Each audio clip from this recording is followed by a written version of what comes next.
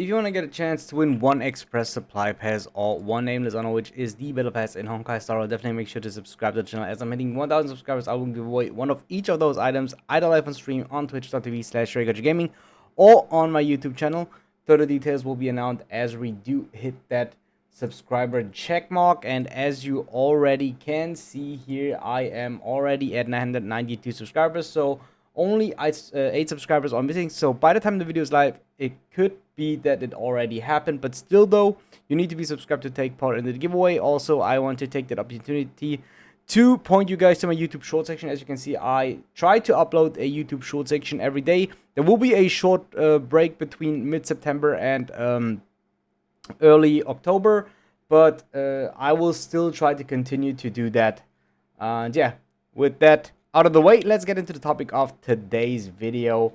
I will continue and talk about IMBIBITOR LUNAE because, yeah, I did a couple of videos already to him. Also, today we're using, as always, pridewind.gg. I will put the link in the description down below, like it is in the description of pretty much every video. I'll use that site for a lot of my videos, just because of the fact that they always try to only provide official information, which I do really like, because I don't really want to work with leaked information as long as they're not confirmed. So yeah, let's get into it. I don't want to talk too much about the banner and the circumstances of the unit, more so of the unit itself, and that I am currently struggling with if I want to summon for this unit or not. And yeah, the big problem that I currently have is that I used to not to plan for the unit, but now I seem to like their unit very much. I think the unit is really, really insane. Not only from the looks, I think the looks are insane.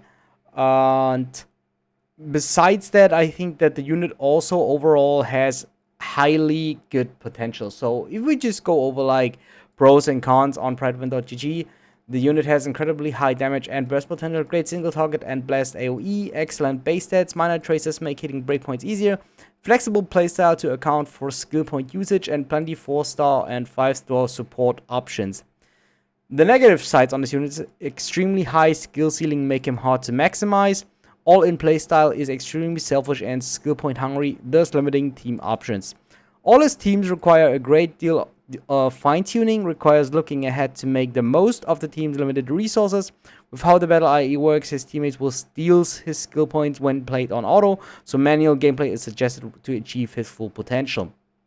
So if we just, I think we don't really have to talk about pros because they seem kind of obvious to me, but more so about the cons. Like, what are the cons that bother me the most? So basically, I don't really care too much about this, as long as we're not in MOC, Memory of Chaos, but as long as it is any other content, and also not, of course, the new simulated universe, I think it doesn't really matter for me. And this is like basically the content that I'm doing the majority of the time on the day, farming pretty much. And the other content I don't really have a problem on with not using it on auto, because it's pretty much the end game content, so you really want to use the unit and think about what you're doing. So I don't really think that this bothers me a lot.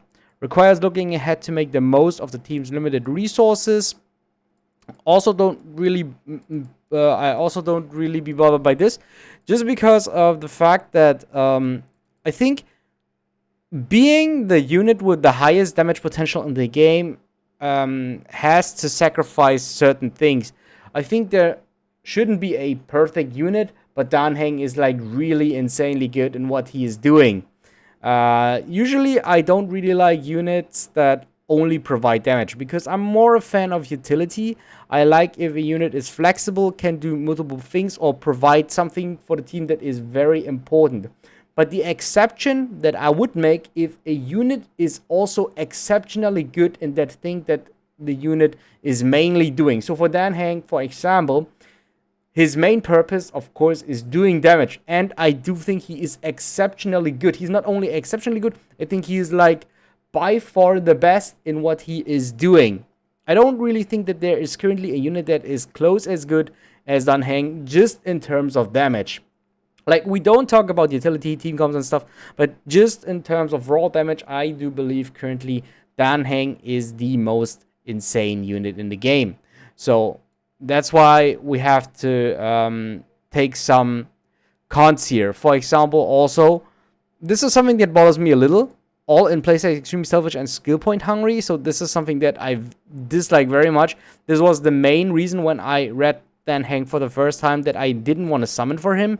But now that I really do fully understand his kit and saw a lot of different gameplay, I changed my mind about it a little bit. And I don't really want to summon because I do mainly believe he could be seen as one of the best or the best unit in the game.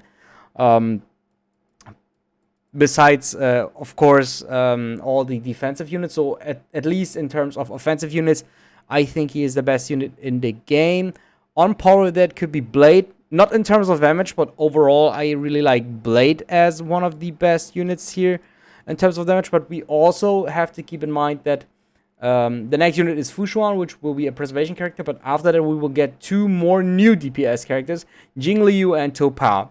And if I'm just looking at Dan Heng, I don't really see Topa and Jingliu overtake Dan Heng. I think they will overtake any DPS that is under Dan Heng in the tier list or in the ranking. Like, I think I could imagine that they can overtake Blade, Kafka, Sealy, Jingyon, and E6 Qingque. I think that could happen. It's not guaranteed, but I think that this is very realistic. But I don't think it is very realistic that they will overtake Dan Heng. Or if they would, then it would surprise me really much, because I think Dan Heng currently is too far ahead in contrast to where we're at the game. I think he's like a little bit too early, or they made him too strong for the time that we're currently at. This is now the 3rd patch. I think, yeah, we had 1.1 with Sibulf Locha, then we have Kafka Blade, and now we have 1.3. Okay, it's basically the 4th patch if we count the initial patch. It's the 4th patch currently since the game is out. And I really think that Dan Heng is, like, compared to all units that have been out so far, I think he's like too broken-ish. And that make me like that this unit could be at least relevant until his next rerun. I mean, this unit is like really, really insane. And yeah, if we like just can go over, like, I don't know, I don't want to go over team buildings or something. I specifically want to talk about this problem that I currently have, that I think that the unit is for now, that I do struggle with the decision if I want to summon for this unit. And yeah, on the side, there have a really long review about the unit, which I also don't want to talk. I talked about pros and cons, which are like main statuses, main arguments of whether you want to summon for him or not. Eidolons, I think, never should be a summon, but we have to talk a little bit about Eidolon 2, because that is being said to be the most broken Eidolon. After using his ultimate, Dan Heng is advanced forward by 100% and gain 1 extra Squamma Sector Sancta. So Squamma Sector Sancta is basically 1 skill point. He has a special mechanic where only he himself can use this Squamma Sector Sancta, so that additional skill point. Yeah. Oh, they also saying it here. I overread it. This is probably the most impactful Eidolon 2 in the game. Oh, they even say in the game. It gives Dan Heng the ability to basically self-Bronya push himself every time he uses his ultimate, drastically increasing his damage output roughly by 40% compared to E1, but at the cost of making his gameplay more complicated due to the increased skill point consumption. So yeah, that was like basically always my problem. I said I didn't want to talk about team costs, but let's just go over this real quick. So this is like the support characters that he has great synergy with. I talked about them already. I recommend more these 2 on the bottom here, because they are very skill point efficient. Yukong could be at least skill point neutral, but for Silverwolf and Bronya, I think it is a little bit harder because you really want to use skill points for them.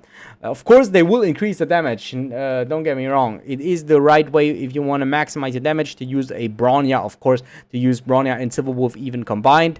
And the thing here is only Bronya will use a skill point, and probably Dan Heng will use 3 skill points because you always want to use the maximized damage, and maybe Silverwolf use another skill points. And where do you want to generate your skill points back? And that is like basically the problem that I have. And even if you're on Eidolon 2, where his action is advanced forward, and if his action is advanced forward, he probably attack multiple times in a cycle, which means you want to use multiple skill points in a cycle. Same goes for Bronya. If Bronya action advance forwards his Dan Heng again, then he will use 3 skill points again. And I think, yeah, we need like skill point regeneration a little bit, even though that he has it included in his kit for himself. I think it's not completely fixed, but it is a first step in the right direction. So yeah, probably this is my favorite team. I think, yeah, I agree very, very much with the one from PrideWin.gg, because I think that this team is the best like overall team for him, because it is very skill point efficient. Tingyun only has a user E every 3 turns. Sorry. Pella also only has pretty much never to use her E. You only want to use auto attacks and ultimate on her.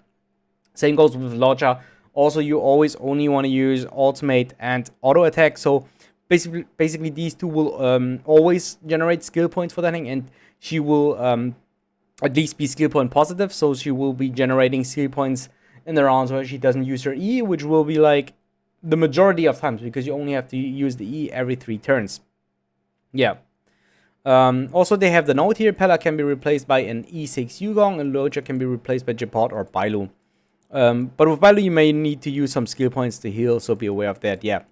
I also want to emphasize that it is not necessary to have Lodja, even though it is complicated to say, because I would say that Lodja is not really a very replaceable unit. Of course, you have alternatives in healers, because as long as you have a healer, you just can replace him. But you will never get the same effect, because as they're stating here, I think there's no healer that is skill point positive as Lodja, because the good thing on Lodja is he never have to use a skill point for his heal. While Bailu has to probably use skill points for her heal, and yeah, because you're not always guaranteed to have the ultimate in time as you need the heal, so sometimes you have to need to heal with the skill. But Lodja is just there. If you're low life, he will heal you back. So also really do like the alternatives, but as I already said, I don't really want to go over this. In terms of relics, I also don't want to go over this. Maybe, this is one part that I also do think is very important. These are the light cones that are available for him. So my biggest problem about the unit itself, if we want to go over this, is his elemental skill costs 140 energy, which usually takes 4 cycles for him to get his ultimate back. But if we look at now, just one example, if we just look at Sealy, like the first DPS in the game, or one of the most relevant DPS in the game, she only needs 120 energy for her ultimate skill. This only uses 3 cycles. Now, if we go to the light cone, this one increases the crit rate. Yeah, it's fine, because this one will take up some relic stats. It increases the attack, also really good. He stacks or scales with attack, and it increases energy regeneration rate by 6%.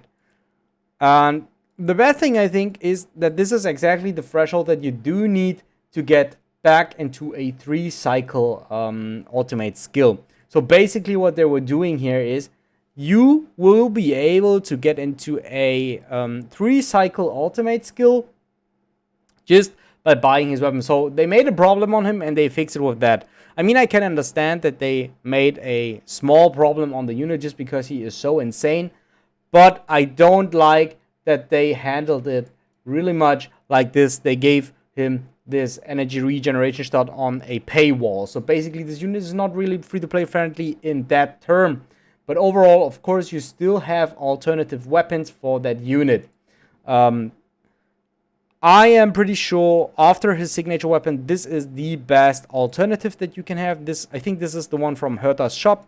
When the wearer attacks, the attack is increased by 16%. So I always assume that you should have this on Super Imposition 5. This stacks up to 4 times, and the wearer inflicts weakness break on enemies. The wearer's damage increased by 24% for 2 turns. I also saw that the damage threshold between those two weapons is not too far ahead. But again, the problem is the energy regeneration rate. Now you could say maybe you want to run a energy regeneration relic piece. But I also don't think that this is very good because you want to maximize his damage. That is like I would play Dan Heng like this. I would maximize his damage, not his speed, so that he pretty much one-shots every enemy in a cycle. So he has to do as much damage as he can in one cycle. I would sacrifice speed and any other stat because I don't think that this unit is good for utility usage because he eats up so much skill points. I just want him to do a lot of damage and burst the enemies away and then go to the next fight pretty much. And I think this is like the best alternative. I think it's like a damage difference from up to 10% between his signature light cone, but under or as long as you don't have this Super Imposition 5, I don't really think that the alternatives are so nice.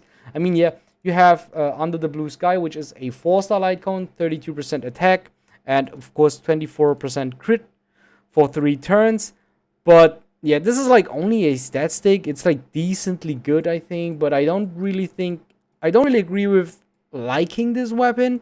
Same goes with this, also just a stat stick with even more attack percentage. So if you just read this and compare it to any other light cone from any other path, you will see a difference in what other light cones can do. They provide so much more, I think, and this only like provides attack.